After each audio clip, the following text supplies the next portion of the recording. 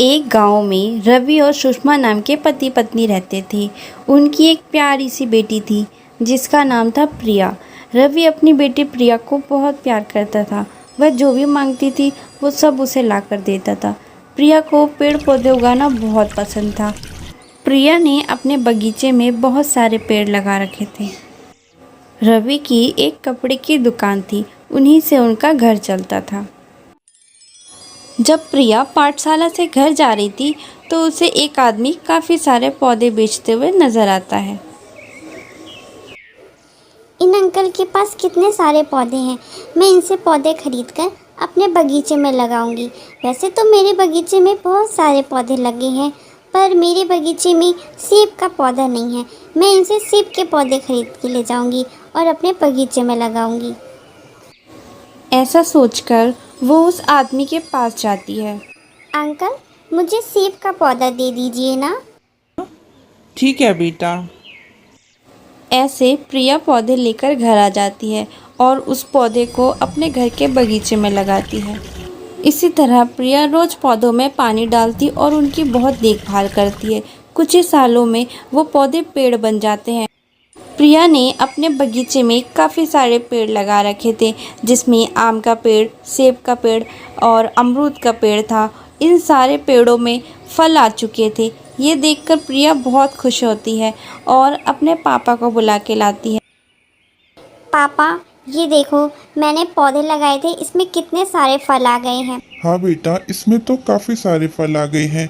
ये तुम्हारी ही मेहनत का फल है जो हमारे बगीचे में इतना बड़ा आम का पेड़, सेब का पेड़ और काफ़ी सारे पेड़ हैं। कुछ दिन बाद रवि की कपड़ों की दुकान में आग लग जाती है, जिससे पूरी दुकान जल जाती है। रवि को काफ़ी घाटा होता है। वो परेशान होता है। वो सोच रहा होता है कि अब घर कैसे चलेगा। सारे कपड़े जल गए, दुकान में रखे सारे पैसे जल गए, अब घर कैसे चलेगा। यही सब सोचकर रवि परेशान बैठा होता है। अरे क्या हुआ जी, आप ऐसे क्यों बैठे हैं? मुझे समझ नहीं आ रहा कि अब घर कैसे चलेगा। कर्ज लेकर जो कपड़ों की दुकान खोली थी उसका भी कर्ज भरना है। सारी दुकान जल के नाश हो गई। अब कर्ज कैसे चुकाएंगे हम? मुझे तो कुछ समझ नहीं आ रहा मैं क्या करूं। अरे आप चिंता मत कीजिए, कोई ना कोई हल हम जरूर निकाल लेंगे। अपने माता पिता की बात सुनकर प्रिया सोच में पड़ जाती है। मैंने जिन पौधों को उगाया है उनमें बहुत फल आए हैं। अगर हम उन पौधे को बेचेंगे तो उनसे बहुत सारे पैसे आएंगे।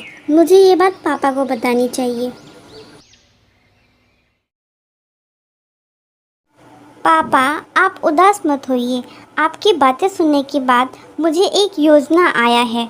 क्या कह रही हो बेटी? कैसी योजना? पापा, आप पहले मेरी बात तो सुनिए। हाँ हाँ, बोलो बेटा।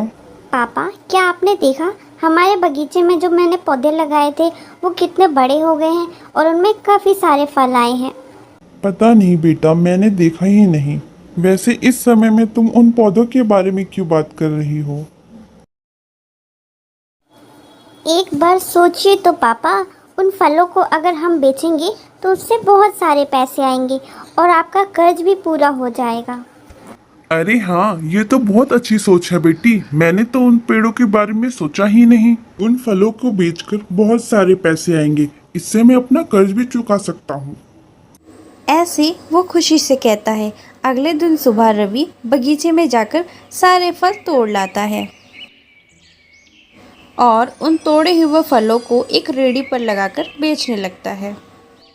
फल फल, मीठे मीठे फल, ताजे ताजे फल, आम के फल, सेब के फल, रसीले फल। एक बार खाओगे तो भूल नहीं पाओगे। आ जाओ, खरीदो मीठे मीठे फल। ये सुनकर कुछ लोग फल खरीदने आते हैं। अरे भैया, कैसे दे रही हैं आप ये फल? 1 किलो 120 रुपए का। हाँ हाँ, दे दीजिए। भैया, मुझे भी दे देना। हाँ भैया, मुझे भी फल दे देना।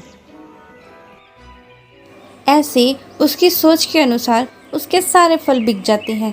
फल बिक जाने के बाद वो खुशी खुशी घर जाता है।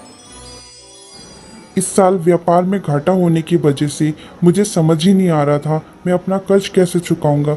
लेकिन मेरी बेटी की बुद्धिमानी और चतुराई की वजह से ये सब हो पाया। प्रिया बेटा, इधर आना। हाँ पापा, बोलो। आज तुम्हारे लगाए हुए फलों को बेचकर मुझे इतना मुनाफा हुआ, वरना दुकान में जो नुकसान हुआ था मुझे समझ ही नहीं आ रहा था कि उसकी भरपाई हम कैसे करेंगे। आज हमें इन कठिन परिस्थिति से तुम्हारे फलों ने ही बचाया है। कल मैं और फल बेचने जाऊंगा। ऐसे वो सारे आम बेचकर आए हुए पैसों से कर्ज चुका के और बचे हुए पैसों से नए बीज खरीद के लाता है और अपने बगीचे में बो देता है। तब से वह विभिन्न प्रकार के पौधों को अपने बगीचे में लगाते तथा उनसे प्राप्त फलों को बेचते और उससे एक नया दुकान खोल लेते हैं। इसी तरह वो सारे फलों को बेचकर खुशी खुशी अपना जीवन जीते हैं।